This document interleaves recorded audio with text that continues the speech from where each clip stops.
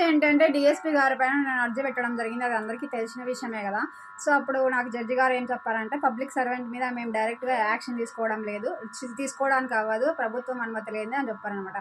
So అక్కడ okay, దాని పక్కన పెడితే, సో ఇప్పుడు ఇట్లా పబ్లిక్ సర్వెంట్లో ఏమైనా ఇట్లా చేస్తే కర్నూలు డిస్టిక్లో కలెక్టరేట్లో పోలీస్ డిపార్ట్మెంట్ సంబంధించినది ఒకటి ఉందన్నమాట.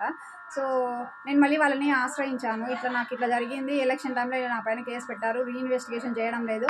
సో నా దగ్గర అయితే కొట్టిన డేట్ టైం అన్నీ ఉన్నాయి, దానికి సంబంధించిన అన్నీ ఉన్నాయి. ఇలా డిఎస్పీ గారు ఇన్వెస్టిగేషన్ చేయడం లేదు, ధర్మవరం డిఎస్పీ గారు అంటే, సో దానికి సంబంధించిన అన్ని కొరియర్ చేయమన్నారు. సో నేను దగ్గరలో దాన్ని కొరియర్ చేస్తున్నాను. సో వాళ్ళ ద్వారా కూడా రీఇన్వెస్టిగేషన్ జరుగుతుంది ఖచ్చితంగా.